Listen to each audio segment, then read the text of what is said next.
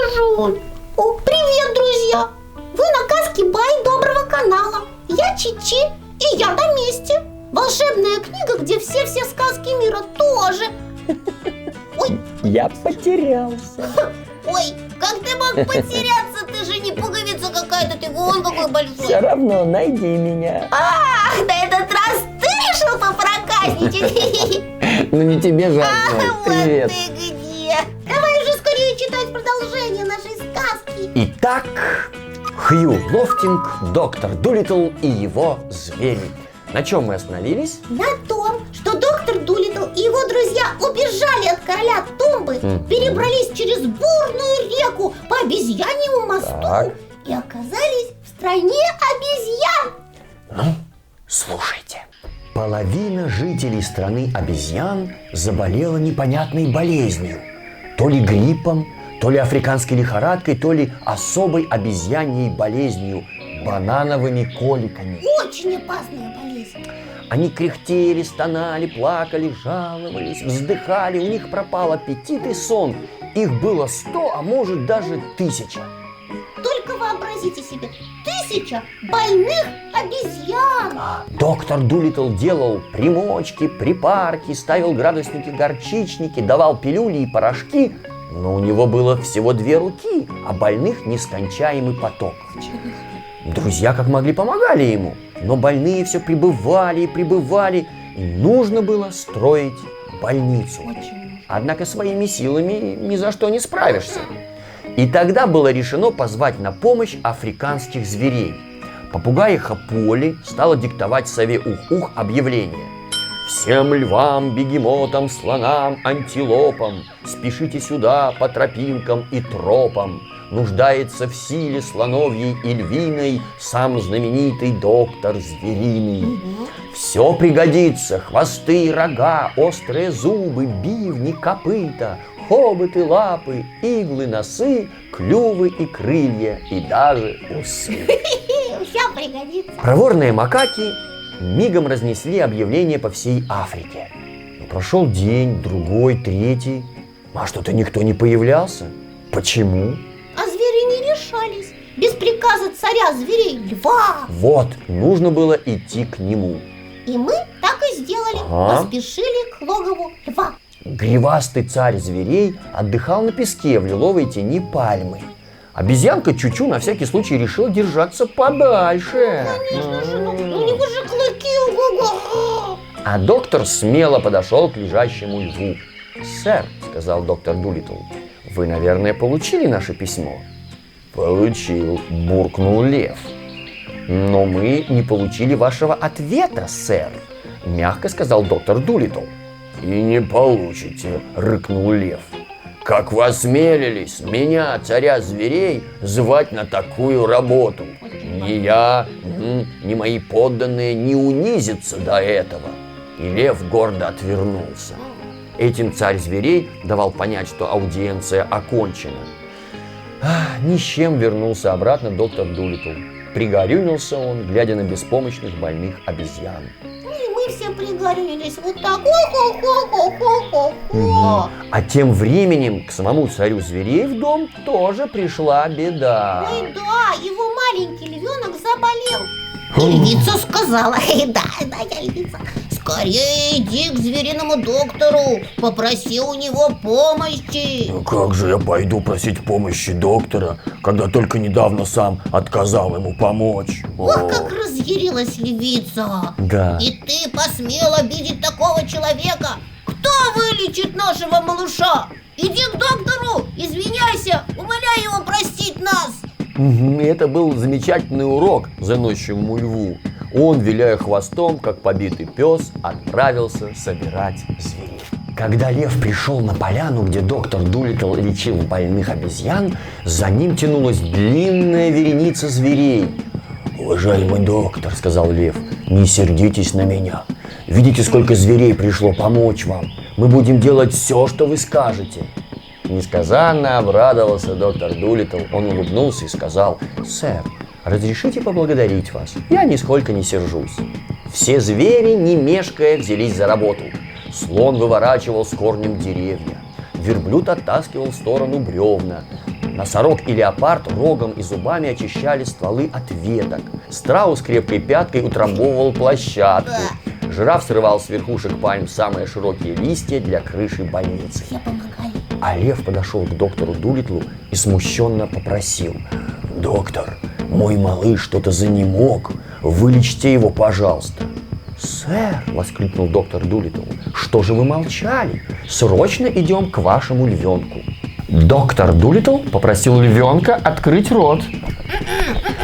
Потом поставил ему градусник и своими чуткими пальцами внимательно осмотрел львенка. Он покачал головой и сказал: «У вашего маленького сына режутся зубки. Никаких лекарств ему пока не надо. Но когда все зубки прорежутся, ему необходимы будут паста и щетка. Зачем? Чистить зубки утром и вечером». Обязательно, что ли? Обязательно. Мама львица была счастлива. Папа лев скупо улыбался. А большая больница в джунглях была построена уже через неделю. В ней лечились не только обезьянки. Вскоре в джунглях не осталось ни одного больного зверя. Да, доктор Дулиттл всех вылечил. Тогда он собрал свой саквояж и сказал: «Друзья мои, мне пора собираться в обратный путь.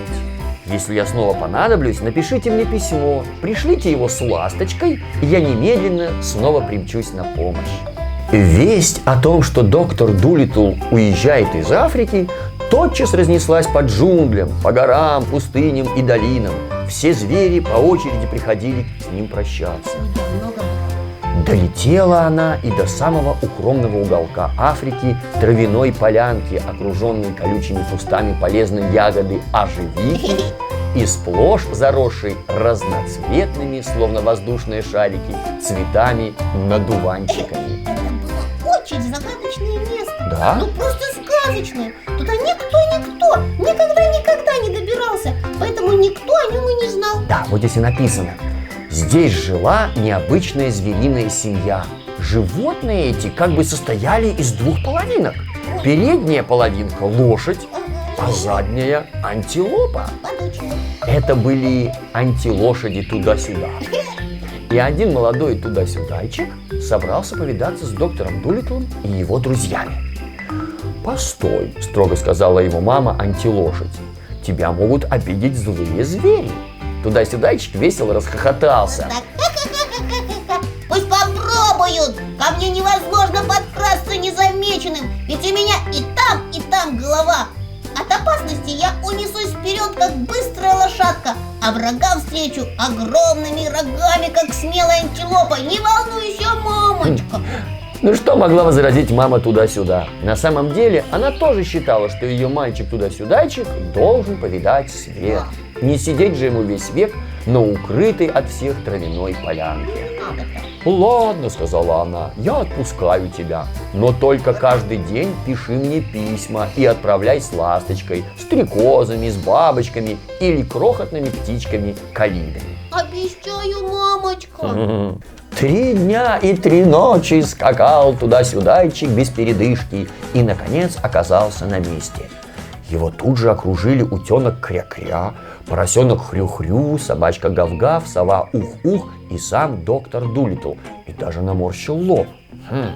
«Впервые вижу такого зверя», – пробормотал доктор Дулиттл и бросился листать все звериные справочники.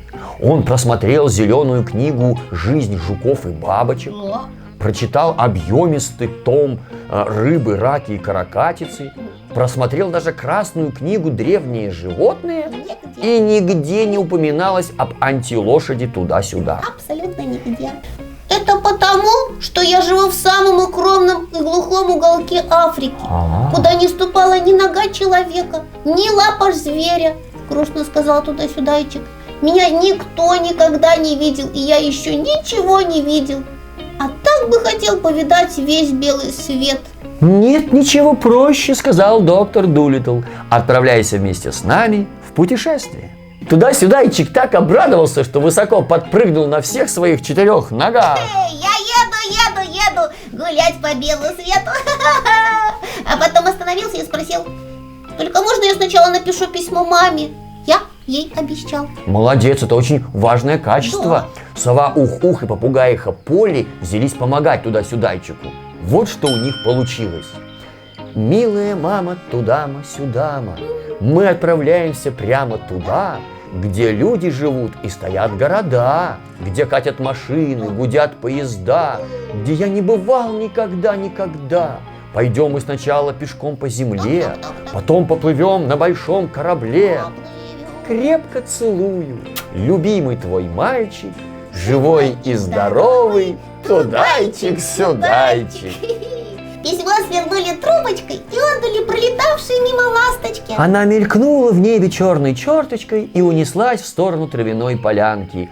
А доктор Дулиттл вместе со своими друзьями и туда-сюдайчиком стал собираться в дорогу.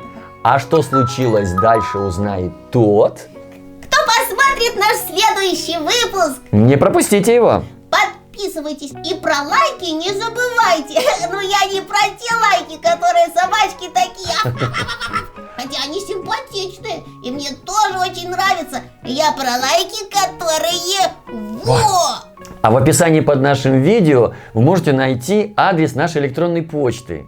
Вы можете отправлять свои комментарии, советы, предложения, что почитать и даже рисунки и иллюстрации. Да, слушай, а какое бы задание нам придумать ребятам? О, точно, прекрасная идея. А можно я придумаю? Конечно! Нарисуйте-ка нам маму туда-сюдайчика. Вот, одна голова лошадиная, а другая антилопья. Присылайте свои фотографии, рисунки, какие-то предложения, и мы обязательно покажем их в одной из наших передач.